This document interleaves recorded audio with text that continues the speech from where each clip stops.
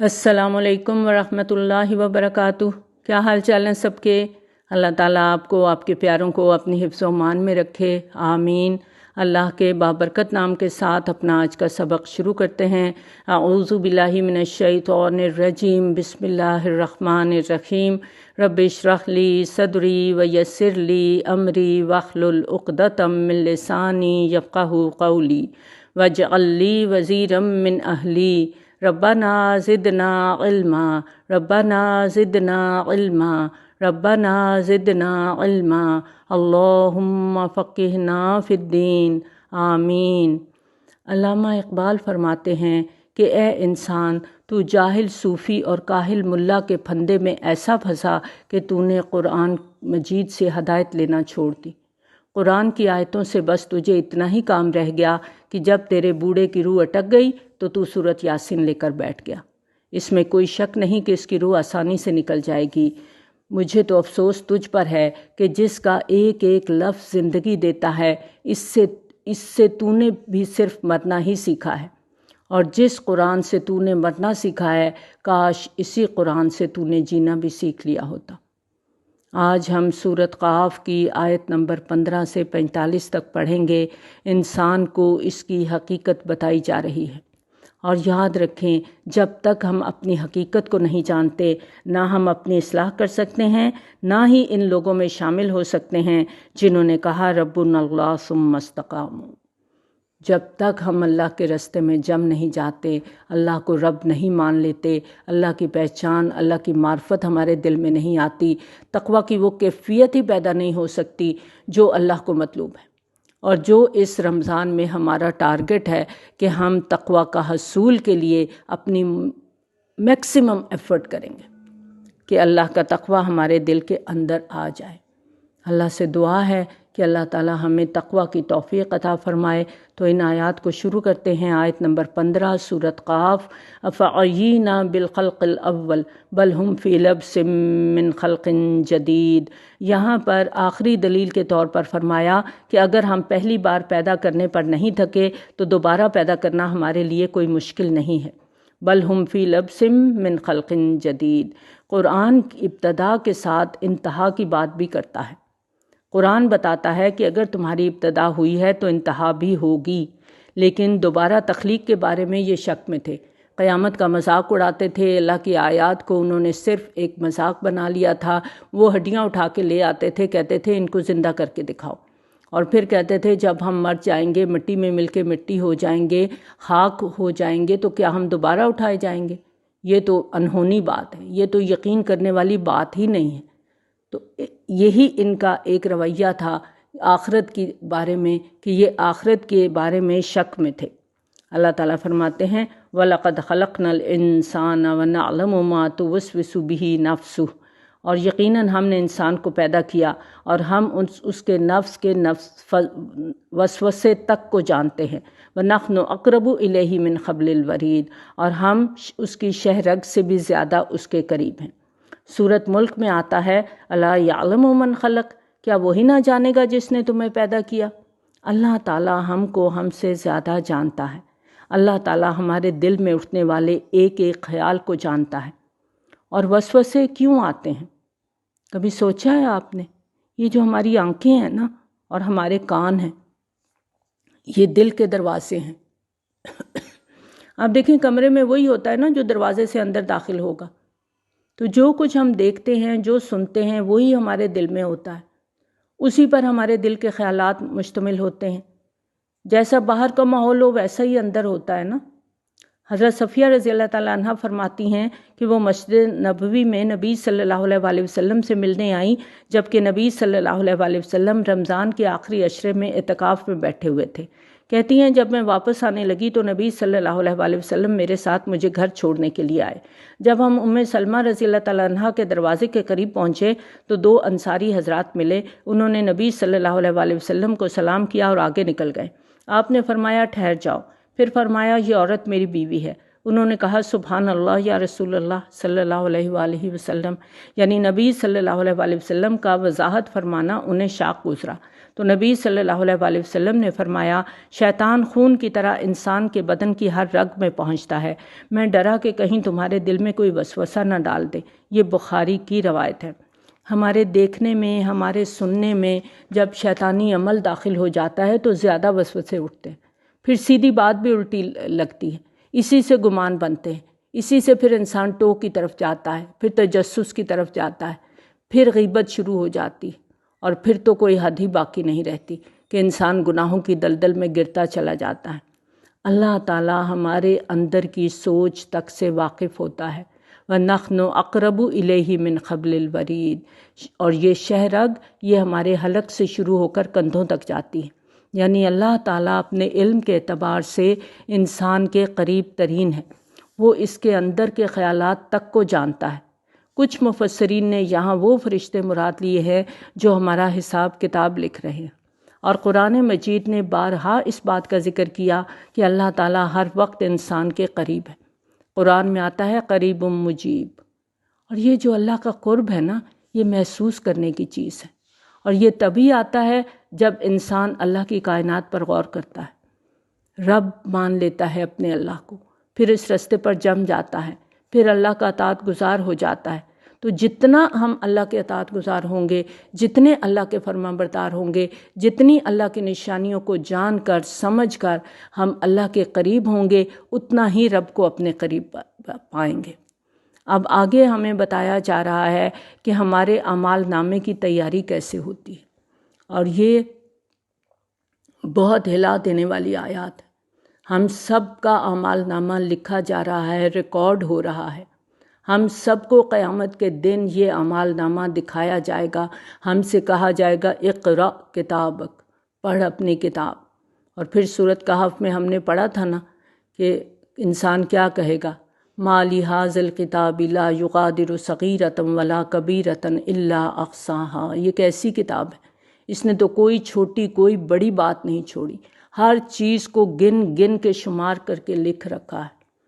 ہمارا ایک ایک عمل لکھا جا رہا ہے۔ اذ یتلقی المتلقیان عن الیمین وعن الشمال قعید، کرامن کاتبین کا ذکر ہے، جو انسان کے دائیں بائیں موجود ہیں، جو انسان کے سارے اعمال لکھ رہے ہیں۔ ہم نے ان کے بھی لطیفے بنا لیے نا، ہم کہتے ہیں دائیں طرف والا تو فارغ بیٹھا رہتا ہے، بائیں طرف والے بیچارے کے ہاتھ تھک جاتے ہیں، مذاق بناتے ہیں نا اللہ کی آیات کو، یقین ہی نہیں ہے کہ اعمال نامہ کس طرح سے ہمارا ریکارڈ ہو رہا ہے۔ یہ فرشتے ہر وقت ہمارے ساتھ ہیں۔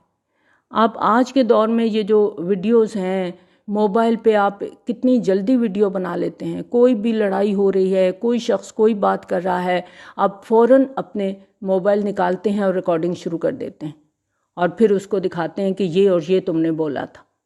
اور اب یہ جو چھوٹی سی چپ ہوتی ہے، اس کے ذریعے کتنا آسان ہو گیا ہے اس بات کو سمجھنا کہ فرشتے ہماری نگرانی کر کے ہماری ویڈیوز بنا رہے ہیں، ہماری آواز بھی ریکارڈ کر رہے ہیں۔ یہ سی سی ٹی وی فوٹیج کیا ہے؟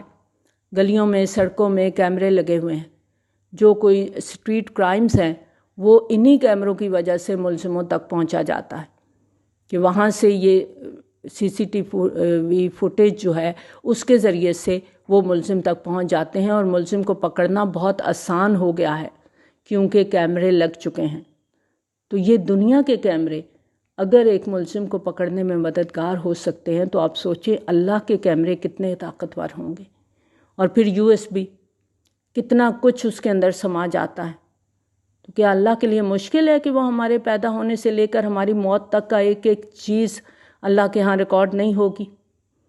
اذ یتلقی المتلقیان، دو لینے والے لیتے جا رہے ہیں، مستقل طور پر ساتھ ہیں، دن ہو رات ہو، ہم سو رہے ہیں، جاگ رہے ہیں، لیٹے ہیں، بیٹھے ہیں، ہنس رہے ہیں، بول رہے ہیں، ہر وقت ہمارے ساتھ ہوتے ہیں۔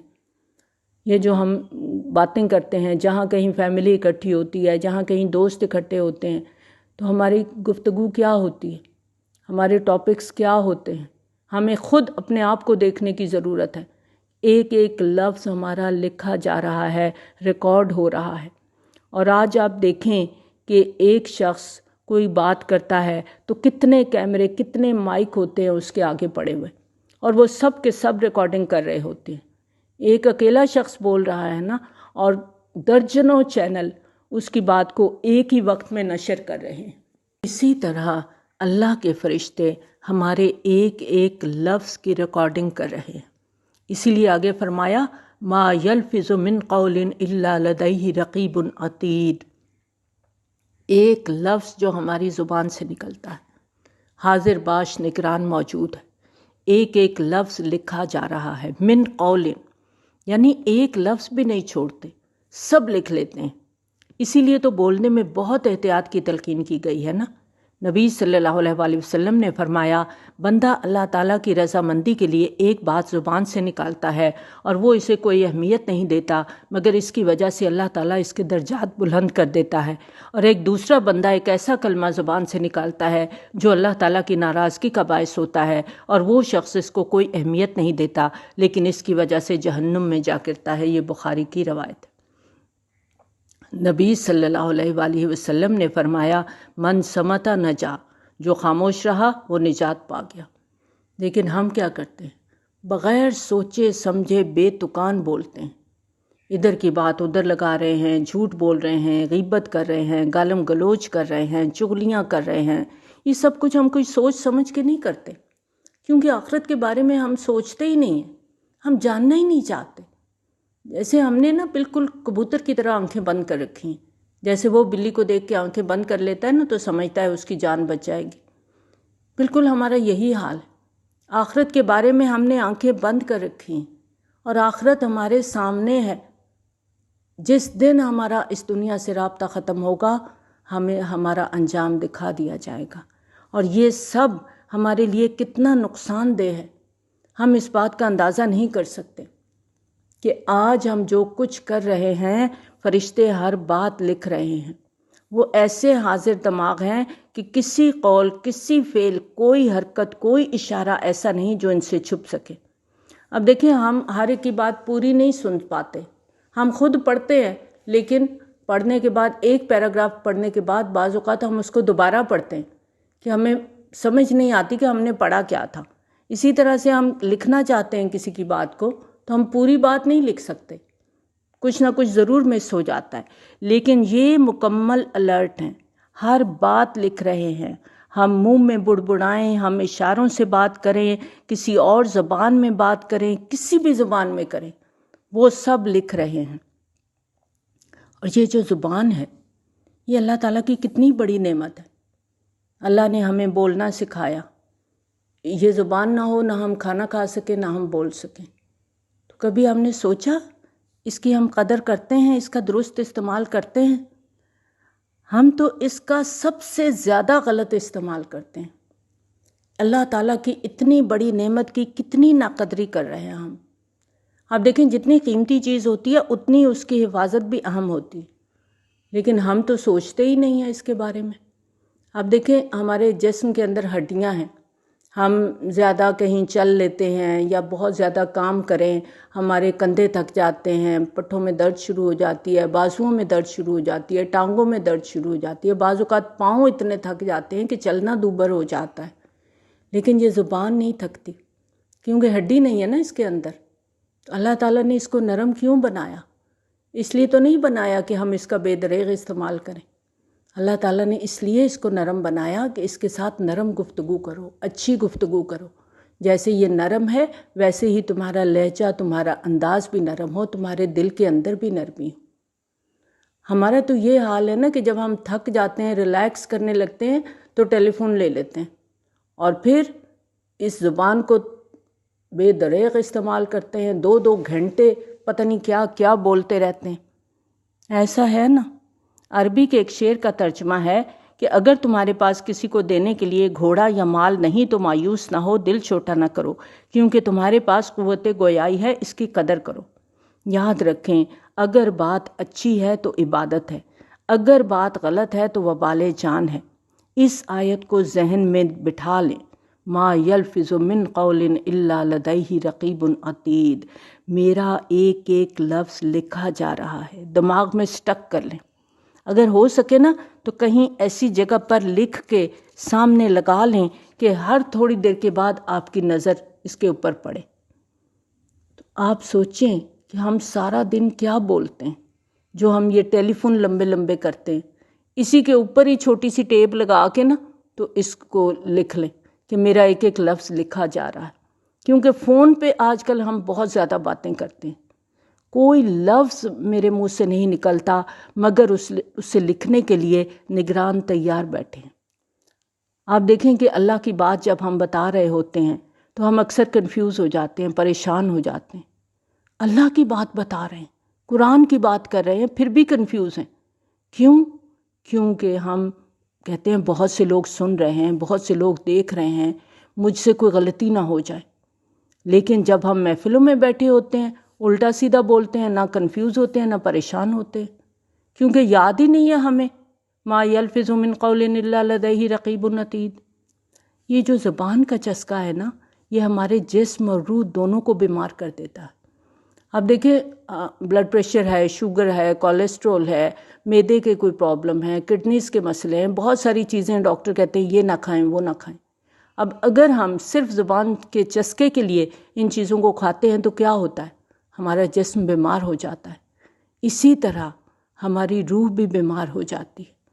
اگر ہم زبان کا غلط استعمال کریں گے، زبان کا چسکا ہماری روح کو گندا کر دیتا ہے، ہماری روح کو بیمار کر دیتا ہے۔ اگر نجات چاہیے، اگر جنت چاہیے تو نسخہ ہمارے ہاتھوں میں ہے، جسمانی روحانی تندرستی کا نسخہ ہے۔ اس کو تھام لیں، اس کو قابو میں کر لیں۔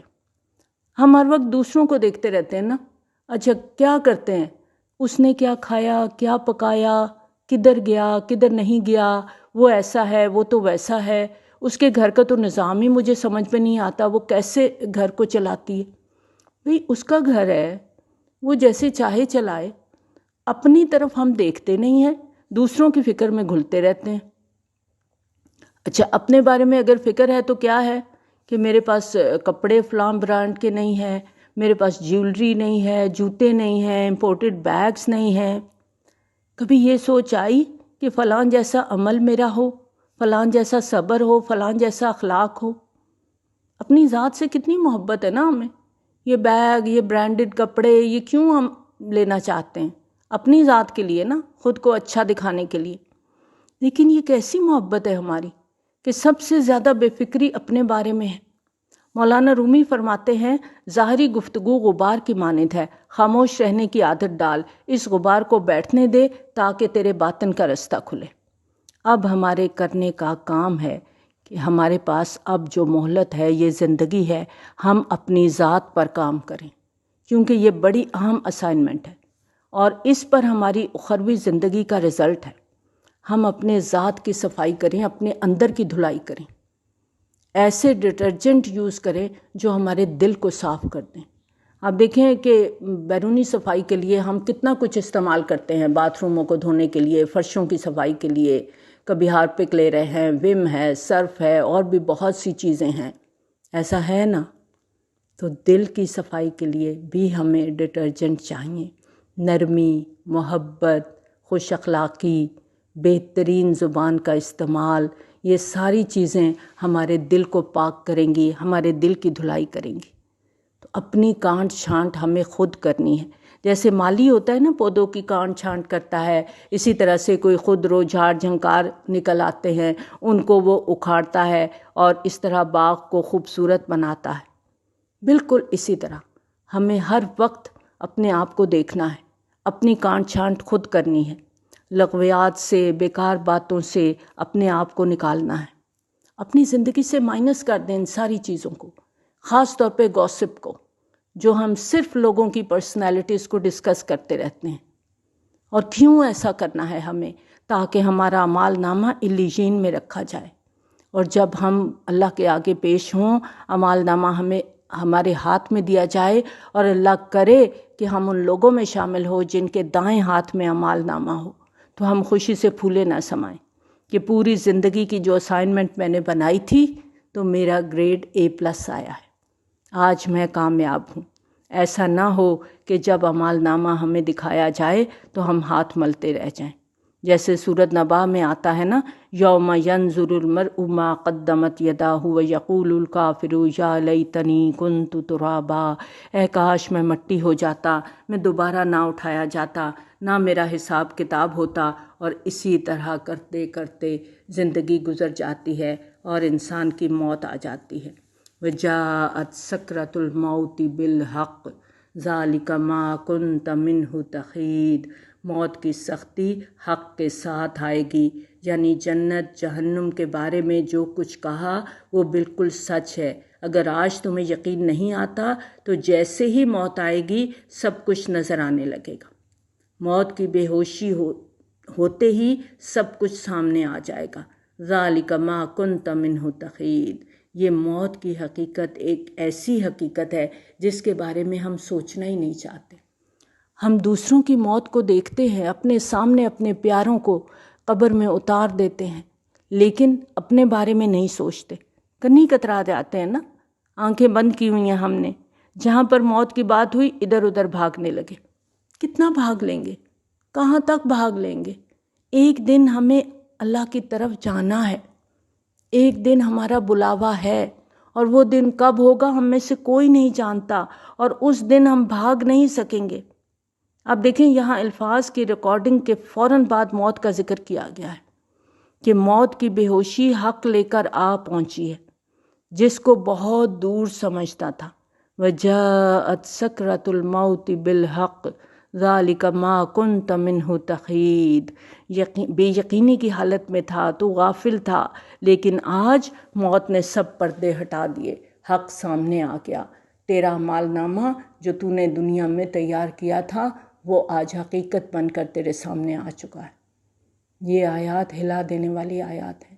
ہم سب واچ کیے جا رہے ہیں، ہم سب کا ایک ایک لفظ ریکارڈ ہو رہا ہے، اور اس کا انحصار ہماری اخروی زندگی کے اوپر ہے کہ ہم اپنا اعمال نامہ علیین میں رکھنے کے قابل بناتے ہیں یا سجین میں رکھنے کے قابل بناتے ہیں۔ یہ ہمارے اوپر ڈیپینڈ کرتا ہے۔ ہم سب کو کوشش کرنی ہے، ہم سب کو محنت کرنی ہے کہ ہمارے منہ سے کوئی ایسی بات نہ نکلے جو حق کے خلاف ہو، تاکہ ہمارے اچھی باتیں اعمال نامے کے اندر لکھی جائیں، کہ ہمارا اعمال نامہ ایسا ہو کہ جو اس دن ہمارے دائیں ہاتھ میں دیا جائے۔ پہلے اعمال نامے کی تیاری کا ذکر کیا گیا، پھر موت کی بات کی گئی، اور بتا دیا گیا کہ یہ موت حق ہے اور یہ ضرور آئے گی، اور اس کے فوراً بعد حیات بعد الموت کی زندگی دکھائی جا رہی ہے۔ وَنُفِخَ فِي الصُّورِ ذَلِكَ يَوْمُ الْوَعِيدِ، جب سور پھونکا جائے گا تو وعدے کا دن آ جائے گا، اور یہ ایک بہت بڑی حقیقت ہے۔ ہر شخص کی موت اس کی قیامت ہے، اور یہ انفرادی ہے۔ پھر وہ دن آئے گا جب سور پھونک دیا جائے گا اور بتا دیا جائے گا کہ یہ وہ دن ہے جس کے بارے میں تمہیں اس قرآن کے ذریعے سے بتا دیا گیا تھا، آگاہ کر دیا گیا تھا کہ ایک دن آئے گا جب تم دوبارہ اٹھائے جاؤ گے۔ وَجَاءَتْ كُلُّ نَفْسٍ مَعَهَا سَائِقٌ وَشَهِيدٌ، یعنی ہر شخص اس حال میں آئے گا کہ اس کے ساتھ ایک ہانک کر لانے والا اور ایک گواہی دینے والا ہوگا۔ اور یہ دونوں کون ہوں گے؟ تبری کی رائے ہے کہ یہ دونوں فرشتے ہیں۔ ایک گھسیٹ کر انسان کو حشر کے میدان میں لے کر آئے گا۔ سائق اس شخص کو کہتے ہیں جو جانوروں کو یا کسی جماعت کے پیچھے رہ کر اسے کسی خاص جگہ پر لے کر جاتا ہے۔ ڈرائیور کو بھی سائق کہا جاتا ہے۔ حشر کے میدان میں وہ کس طرح لے کر آئے گا یہ تو اللہ تعالیٰ ہی جانتا ہے۔ اور دوسرا شہید ہوگا، وہ اعمال پر گواہی دے گا۔ یہ اسی کا اعمال نامہ ہے، یہی اس نے دنیا میں عمل کیے تھے، اور اللہ تعالیٰ بہتر جانتا ہے کہ یہ کرامن کاتبین ہی ہوگا جو انسان کو اس کے مقام تک پہنچانے کے لیے آئے گا۔ کیونکہ جب اسکول میں کالج میں بھی رزلٹ ہوتا ہے تو کلاس ٹیچر ہمیشہ کلاس کے ساتھ کھڑا ہوتا ہے جب کلاس کا رزلٹ اناؤنس ہوتا ہے، تو اس لیے ہو سکتا ہے کہ یہ وہی فرشتے ہوں جو ہمارا اعمال نامہ لکھ رہے ہیں، وہ اس وقت ساتھ موجود ہوں۔ لَقَدْ كُنْتَ فِي غَفْلَةٍ مِّنْ هَٰذَا فَكَشَفْنَا عَنْكَ غِطَاءَكَ فَبَصَرُكَ الْيَوْمَ حَدِيدٌ، اسی سے تم غافل تھے، اسی کو بھولے ہوئے تھے۔ دیکھو آج تمام پردے ہٹ گئے ہیں، تمہاری نگاہ آج تیز ہو گئی ہے۔ اپنے آپ پر غور کریں، دیکھیں ذرا خود کو۔ آج ہم قیامت سے، موت سے کتنے غافل ہیں۔ دن میں، ہفتے میں، مہینے میں، چلے سال میں کتنی مرتبہ ہم قیامت کو یاد کرتے ہیں، موت کو یاد کرتے ہیں۔ کتنی مرتبہ یہ فیلنگ ہمارے اندر آتی ہے کہ میرا ایک ایک عمل لکھا جا رہا ہے۔ یہاں کہا جائے گا اگر تمہیں یاد ہوتا تو تم کبھی نافرمانی نہ کرتے، تم تو اسی کو بھولے ہوئے تھے۔ لقد كنت في غفلة من هذا، اسی سے غفلت میں تھے۔ فکشفنا عنك غطاءك، سب پردے ہٹ جائیں گے، سب کچھ صاف نظر آ جائے گا۔ فبصرك اليوم حدید، دنیا میں تو دیکھتا نہیں تھا، آج تیری نگاہ کتنی تیز ہو گئی ہے، دیکھ تجھے سب کچھ صاف صاف نظر آ رہا ہے۔ وقال قرینہ ھذا ما لدی عتید، اور قرین سے مراد وہ گواہ ہے جس کے پاس اعمال نامہ ہوگا، یعنی جس کو یہاں پچھلی آیت کے اندر، آیت نمبر 21 کے اندر شہید کہا گیا۔ یہ شہید اللہ کی عدالت میں پہنچ کر اعمال نامہ پیش کرے گا، ایک ہانک کر کٹہرے تک لائے گا، دوسرا اعمال نامے کی فائل پیش کر دے گا۔ وہ کہے گا میں نے اپنا کام پورا کر دیا، یہ اعمال نامہ حاضر ہے۔ اب کیا حکم ہوگا؟ القیا فی جہنم کل کفار عنید، ان دونوں کو حکم ہوگا ہر ناشکرے کو، حق سے اناد رکھنے والے کو لے جاؤ اور آگ میں ڈال دو، ناشکرے کو بھی۔ اور ہم دن میں کتنی اللہ کی ناشکریاں کر دیتے ہیں۔ اللہ تعالیٰ نے بے بہا نعمتیں دی ہیں، ان ساری نعمتوں کو بھول جاتے ہیں، اور کوئی ایک نعمت میں ذرا سی بھی کمی ہو جائے تو اسی کو لے کر بیٹھ جاتے ہیں، اور یہی ناشکری کی انتہا ہے کہ ہم اللہ کی بے بہا نعمتوں کو بھول کر کسی ایک نعمت کے چھن جانے پر اپنے آپ کو چھوڑ کے بیٹھ جائیں۔ تو یہاں حکم کیا دیا جائے گا کہ ہر ناشکرے کو، حق سے اناد رکھنے والے کو لے جاؤ اور آگ میں ڈال دو۔ اور یہ کون تھا؟ مناع للخیر معتد مریب، بھلائی سے روکتا تھا، یعنی خود بھی اچھے کام نہیں کرتا تھا، دوسروں کو بھی روکتا تھا۔ خیر مال کو بھی کہتے ہیں، اور اگر اس کو مال کے معنی میں لیا جائے تو اللہ کی راہ میں مال خرچ کرنے میں بخل سے کام لیتا تھا۔ اور یہاں پر خیر سے مراد بھلائی ہے کہ خیر اور بھلائی کے کاموں سے خود بھی رکتا تھا، دوسروں کو بھی روکتا تھا، اپنی خواہش کا بندہ تھا۔ معتد کہتے ہیں حد سے بڑا ہوا، بدعات میں ڈوبا ہوا، اور ساتھ مریب تھا، شک میں پڑا ہوا تھا، آخرت کے بارے میں شک کرتا تھا، دوسروں کو بھی کہتا تھا یہ قیامت ایسے ہی ڈھکوسلے ہیں، یہ مولویوں کے ڈراوے ہیں، ایسا کچھ نہیں ہونے والا۔ پھر مزید کیا؟ الذی جعل مع اللہ الہا آخر فالقیاہ فی العذاب الشدید، یہ اللہ کو چھوڑ کر کسی اور کو معبود بنائے بیٹھا تھا، اور یہ معبود اس کا اپنا نفس بھی ہو سکتا ہے، کوئی بھی ہو سکتا ہے۔ دنیا میں کتنے لوگ ہیں جو کسی اور کو حاجت روا، مشکل کشا، کسی اور کو دینے والا، کسی اور کو خزانوں کا مالک، کسی اور کو رازق مانتے ہیں، کہاں کہاں جاتے ہیں، چڑھاوے چڑھاتے ہیں، منتیں مانتے ہیں، نذریں مانتے ہیں، اور جب کوئی حاجت پوری ہوتی ہے تو وہاں جا کر اس نظر کو پورا کرتے ہیں، کسی کے نام پر صدقہ خیرات کرتے ہیں، اللہ کو بھولے ہوئے ہیں، تو اللہ کے ساتھ دوسرے معبود بنا رکھے ہیں۔ اپنی خواہش نفس کو انسان جب اپنا معبود بنا لیتا ہے تو پھر وہ ان برائیوں میں ڈوبتا چلا جاتا ہے، اور ان ساری برائیوں کا انجام کیا ہے؟ عذاب الشدید، سخت عذاب ہے۔ قال قرینہ ربنا ما اطغیتہ ولکن کان فی ضلال بعید، اور یہاں قرین سے مراد شیطان ساتھی ہے۔ یہ ہم سب جانتے ہیں کہ ہر انسان کے ساتھ دو فرشتے اور ایک شیطان ہر وقت موجود ہوتا ہے، اور اس کو ہم ذات بھی کہتے ہیں۔ یہ کیا کہے گا؟ ربنا ما اطغیتہ ولکن کان فی ضلال بعید، یہ انکار کر دے گا، کہے گا میں نے اسے نہیں بھٹکایا، یہ خود بھٹکا ہوا تھا، کیونکہ وہاں پر بھی انسان حسب عدد شیطان پر الزام لگائے گا نا۔ آج آپ دیکھیں دنیا میں ہر غلط کام کرتے ہیں تو ہم الزام شیطان پر لگا لیتے ہیں، کہتے ہیں وہ ہمیں بہکاتا ہے، لیکن بہکتا کون ہے؟ بہکتا وہی ہے جو کمزور ہوتا ہے، جو اپنی عقل کو استعمال نہیں کرتا۔ یہ بالکل ایسے ہی ہے جیسے کسی کو زکام لگا ہوا ہے اور 10 لوگ اس کے پاس بیٹھے ہیں، تو 10 کے 10 کو زکام نہیں لگے گا، لگے گا کس کو؟ جو فزیکلی کمزور ہے، جس کا امیون سسٹم کمزور ہے، وہی جلدی انفیکشن کو کیچ کر لیتا ہے۔ شیطان کہے گا میں نے اسے نہیں بہکایا، یہ خود گمراہ ہوا ہے، یہ تو پہلے ہی تیار بیٹھا تھا۔ اب کیا جواب ملے گا؟ قال لا تختصموا لدی وقد قدمت الیکم بالوعید، اللہ تعالیٰ کو یہ باتیں پسند نہیں آئیں گی۔ اللہ تعالیٰ فرمائے گا مت جھگڑو، میں نے تمہیں پہلے ہی آگاہ کر دیا تھا کہ جو برا کرے گا اس کو سزا ملے گی۔ اب سزا کا وقت آ گیا ہے، اب تمہیں یہ سزا بھگتنی ہوگی، اب جھگڑے کا کوئی فائدہ نہیں ہوگا۔ ما یبدل القول لدی وما انا بظلام للعبید، اللہ تعالیٰ فرمائے گا میری بات حق ہے، اب اس میں کوئی تبدیلی نہیں ہو سکتی، یہ میرا کوئی ظلم نہیں ہے، یہ تمہارے اپنے اعمال کی سزا ہے۔ آپ دیکھیں دنیا میں بھی آپ جیسا پیپر کرتے ہیں اسی طرح کے مارکس آپ کو ملتے ہیں، تو جیسا ہم عمل کر کے جائیں گے اس کے مطابق ہی ہمیں جزا سزا ملے گی۔ یوم نقول بجہنم حل امتلأت وتقول حل من مزید، جہنم سے پوچھا جائے گا کیا تو بھر گئی، اور اس کا کیا جواب ہوگا، حل من مزید، اور بھی ہے۔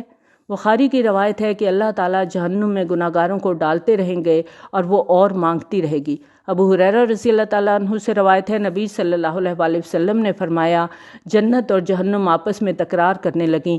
جہنم نے کہا مجھ میں وہ لوگ آئیں گے جو متکبر اور جابر ہیں، اور جنت کہے گی مجھ میں تو کمزور اور ناتواں لوگ داخل ہوں گے۔ اللہ تعالیٰ نے جنت سے فرمایا تو میری رحمت ہے، میں تیری وجہ سے اپنے جن بندوں پر چاہوں گا رحمت کروں گا، اور جہنم سے فرمایا تو میرا عذاب ہے، میں تیری وجہ سے اپنے جن بندوں کو چاہوں گا عذاب دوں گا، اور ان میں سے ہر ایک کو بھر دیا جائے گا۔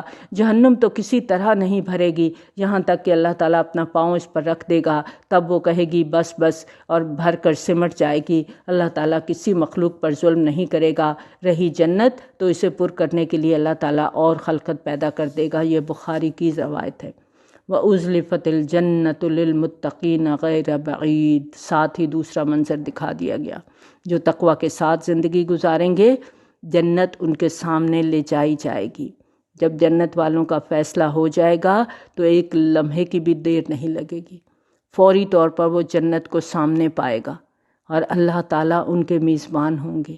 اور مہمان کون ہوں گے؟ جو جنت کے لیے کوالیفائی کریں گے۔ سبحان اللہ، اللہم اجعلنا منہم۔ ابو سعید خدری رضی اللہ تعالیٰ عنہ سے روایت ہے، نبی صلی اللہ علیہ وآلہ وسلم نے فرمایا اللہ تعالیٰ اہل جنت سے فرمائے گا اے اہل جنت، وہ کہیں گے ہمارے پروردگار ہم حاضر اور تیری خدمت کے لیے مستعد ہیں، بھلائی تیرے ہی دونوں ہاتھوں میں ہے۔ اللہ تعالیٰ فرمائے گا اب تم خوش ہو؟ وہ جواب دیں گے پروردگار ہم کیوں خوش نہ ہوں، تو نے ہمیں وہ کچھ عطا فرمایا جو اپنی مخلوق میں سے کسی کو عطا نہیں فرمایا۔ اس وقت اللہ تعالیٰ فرمائے گا کیا میں تمہیں ایسی نعمت عطا نہ کروں جو سب نعمتوں سے بڑھ کر ہے؟ جنتی پوچھیں گے پروردگار ان نعمتوں سے بڑھ کر اور کیا نعمت ہو سکتی ہے؟ اللہ تعالیٰ فرمائے گا میں تم پر اپنی رضامندی اتارتا ہوں، اس کے بعد تم سے کبھی ناراض نہ ہوں گا۔ یہ بخاری کی روایت ہے۔ اور سورۃ رعد میں اللہ تعالیٰ فرماتا ہے جنتی ہمیشہ کے باغات میں داخل ہو جائیں گے، جنات عدن یدخلونہا، اور کیا ہوگا والملائکۃ یدخلون علیہم من کل باب، اور فرشتے داخل ہوں گے ان پر ہر دروازے سے، اور آ کر کہیں گے سلام علیکم بما صبرتم فنعم عقبی الدار، سلام ہو تم پر، کیوں؟ بما صبرتم، تم نے صبر کیا تھا۔ تو کامیابی کی بنیاد صبر ہے۔ یاد رکھیں تقویٰ آ نہیں سکتا جب تک ہمارے اندر صبر نہیں ہوگا، ربنا اللہ ہو نہیں سکتا جب تک ہمارے اندر صبر نہیں ہوگا، استقامت آ نہیں سکتی جب تک صبر کی کوالٹی ہمارے اندر نہیں ہوگی۔ اس لیے جنت والوں کی کوالٹی ہے صبر۔ تو صبر ہمیں کیسے کرنا ہے؟ ہر چیز صبر مانگتی ہے۔ آپ نے نماز بھی پڑھنی ہے نا، اس کے لیے نیند کو قربان کرنا ہے، وہ بھی صبر کا تقاضا کرتا ہے۔ رمضان کے روزے، خاص طور پر گرمیوں کے روزے، صبر چاہتے ہیں۔ حج ایک مشقت والی عبادت ہے، اس کے لیے بھی صبر چاہیے۔ تو کامیابی کی بنیاد ہے صبر۔ تو آخرت کا انجام، آخرت کا یہ گھر کتنا خوبصورت ہے۔ نبی صلی اللہ علیہ وآلہ وسلم نے فرمایا جانتے ہو جنت میں سب سے پہلے کون لوگ جائیں گے؟ صحابہ کرام رضی اللہ تعالیٰ عنہم نے فرمایا اللہ کو علم ہے اور اس کے رسول صلی اللہ علیہ وآلہ وسلم کو۔ نبی صلی اللہ علیہ وآلہ وسلم نے فرمایا سب سے پہلے جنتی مساکین مہاجرین ہیں، مسکین لوگ جو دنیا کی لذتوں سے دور تھے، جو تکلیفوں میں مبتلا تھے، جن کی امنگیں، جن کی خواہشات، جن کی آرزوئیں دلوں میں ہی رہ گئیں اور موت آ گئی، اور ان کی کچھ حسرتیں تھیں جو زندگی میں پوری نہیں ہوئیں۔ تو رحمت کے فرشتوں کو حکم الہی ہوگا کہ جاؤ اور ان کو مبارکباد دو، اور فرشتے کہیں گے اللہ ہم تیرے آسمانوں کے رہنے والے، تیری بہترین مخلوق، کیا تو ہم کو حکم دیتا ہے کہ ہم ان کو جا کر سلام کریں اور ان کو مبارک دیں؟ اللہ تعالیٰ فرمائے گا یہ میرے وہ بندے ہیں جنہوں نے صرف میری عبادت کی، میرے ساتھ کسی کو شریک نہیں کیا، دنیاوی راحتوں سے محروم رہے، مصیبتوں میں مبتلا رہے، لیکن صابر اور شاکر رہے۔ اور فرشتے بصد شوق ان کی طرف دوڑیں گے، ادھر ادھر کے دروازوں سے آئیں گے اور سلام کر کے مبارکباد پیش کریں گے۔ آپ امیجن کریں نا اس منظر کو، جنت کا منظر ہے اور جنت کے دروازے ہیں اور ہر دروازے سے فرشتے آ کے جنت والوں کو سلام پیش کر رہے ہیں، اللہم اجعلنا منہم۔ تو کیا پتہ چلتا ہے کہ اگر دنیا میں کسی بندے پر تکلیف آ جاتی ہے، کوئی مالی پریشانی آ جاتی ہے، کوئی بیماری آ جاتی ہے، تو وہ اس سے برا نہ سمجھے، صبر کے ساتھ جھیل جائے۔ کیونکہ عام طور پر ہوتا یہ ہے کہ ہم دل چھوٹا کر لیتے ہیں، لوگوں کی طرف دیکھتے ہیں کہ دیکھو وہ تو اتنے اچھے حال میں ہیں، ان کی زندگی میں تو کبھی دکھ آیا ہی نہیں ہے، میری زندگی میں تو تکلیفیں ہی ہیں، دکھ ہی ہیں، محرومیاں ہی ہیں، میرے لیے کیوں آزمائشیں ہیں؟ ایسا نہیں ہے، جو آزمائش آنی تھی وہ آ گئی، یہ اللہ کا فیصلہ ہے نا، وہ بہتر جانتا ہے کہ وہ کیا چاہتا ہے۔ ہمارا کام کیا ہے؟ تکلیف میں، پریشانی میں، دکھ میں صبر کے ساتھ اس کو نبھا دیں، اللہ کی رضا پہ راضی ہو جائیں، تو پھر جنت تو صابر لوگوں کے لیے ہے نا۔ پھر مزید فرمایا ھذا ما توعدون لکل اواب حفیظ، یہ وعدہ کس کے لیے ہے؟ جو اواب ہے، بہت رجوع کرنے والا۔ جنتی لوگ دنیا کے اندر رہ کر پھسلتے ہیں لیکن فوراً پلٹ آتے ہیں۔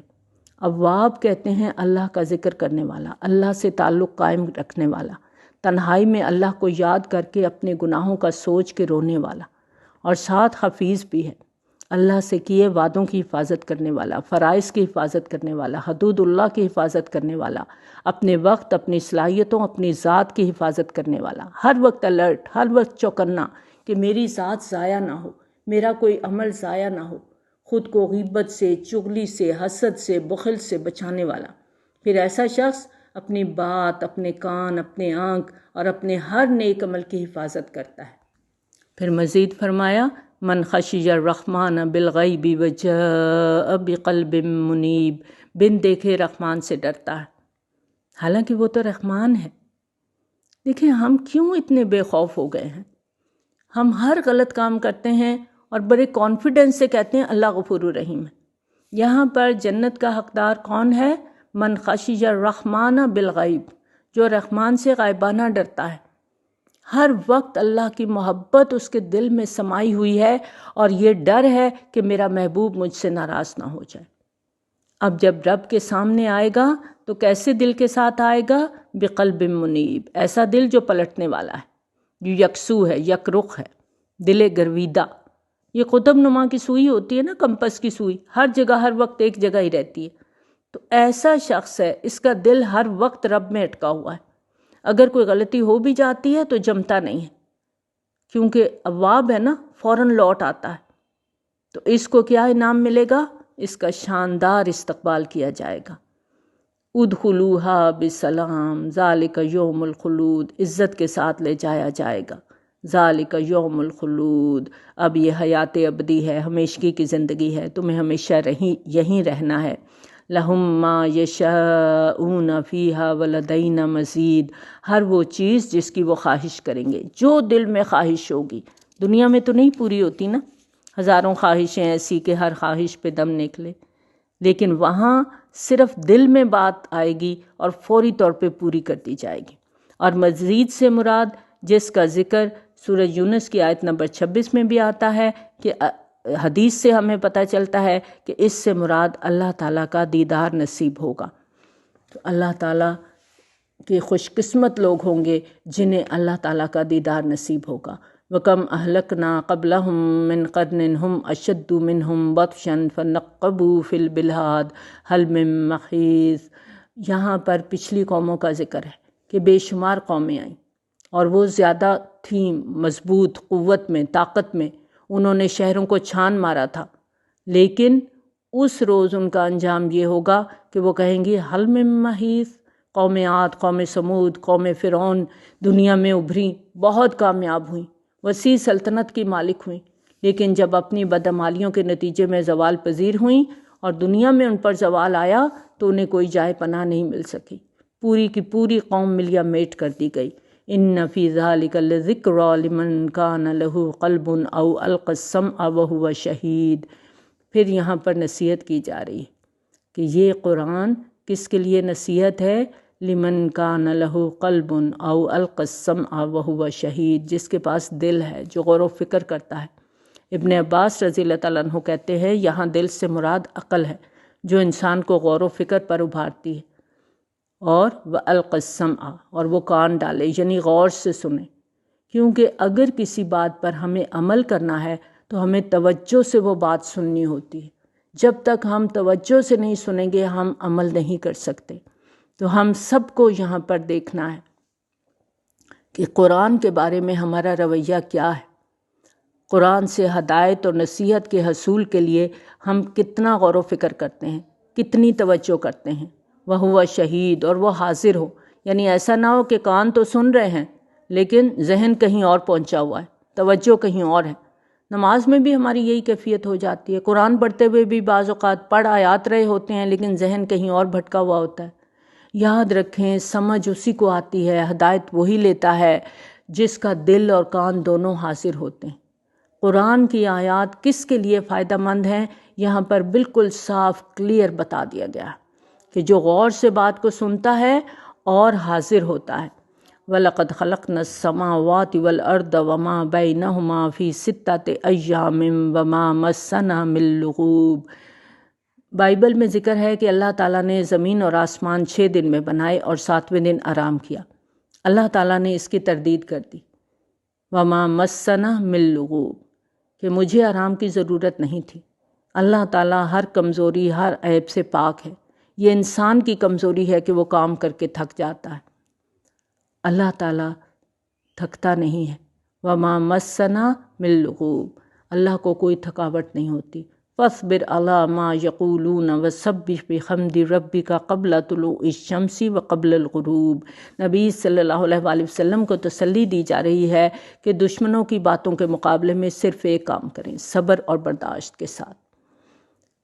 نبی صلی اللہ علیہ وآلہ وسلم کتنا ستائے جا رہے تھے، ہر طرف دشمنوں کی یلغار تھی، طرح طرح سے دشمن آپ کو نقصان پہنچانے کے لیے کوشش کر رہے تھے، لیکن حکم کیا ہے؟ فَاصْبِرْ، جو بھی یہ بات کرتے ہیں آپ صبر کیجئے اور اللہ کے ساتھ جڑ جائیے، رب کی حمد کے ساتھ تسبیح کریے۔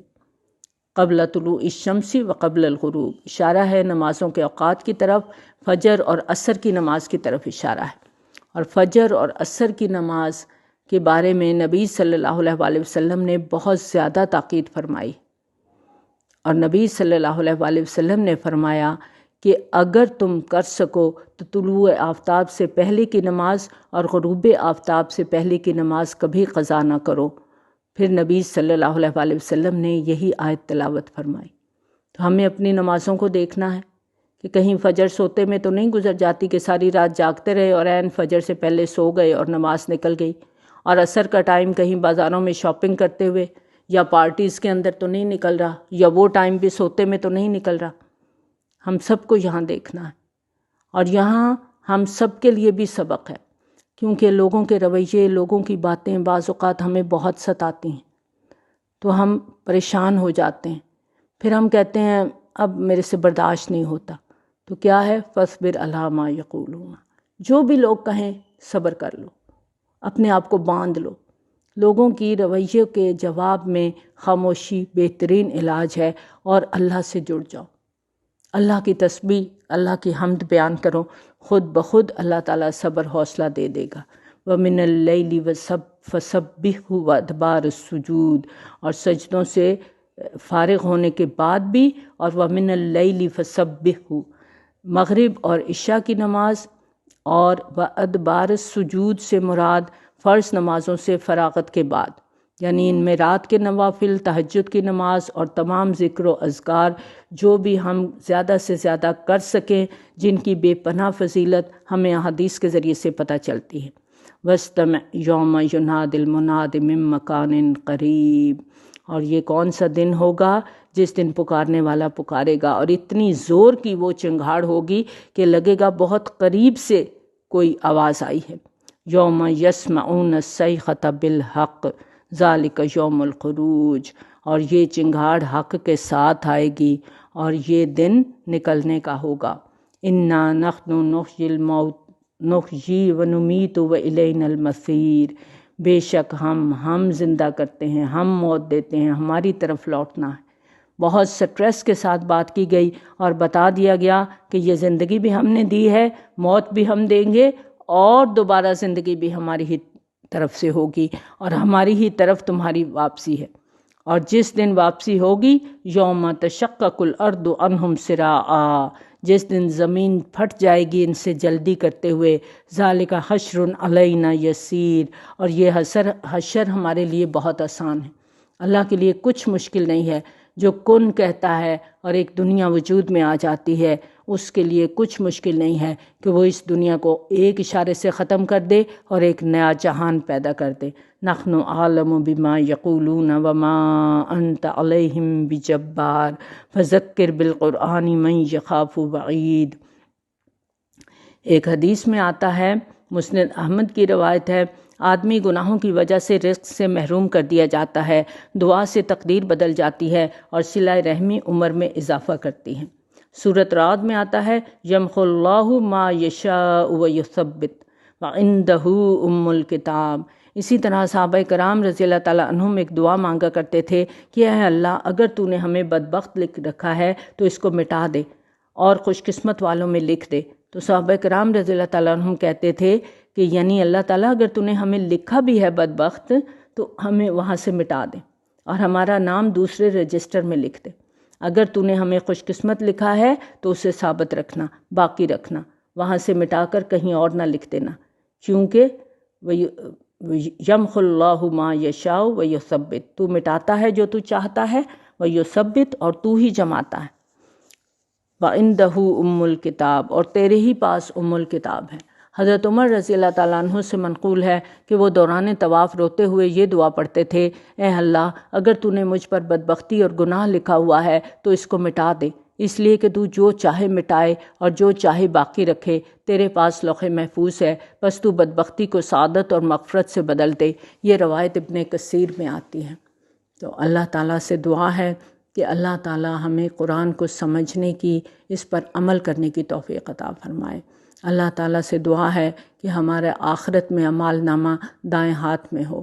ان آیات کی روشنی میں ہم سب کو آج اپنی حقیقت کو پہچاننا ہے اور ہمیں اللہ کے راستے میں جم کر رہنا ہے، اللہ کی آیات کے ساتھ، اللہ کے احکامات کے ساتھ زندگی گزارنی ہے تاکہ روز قیامت اعمال نامہ ہمارے دائیں ہاتھ میں ہو۔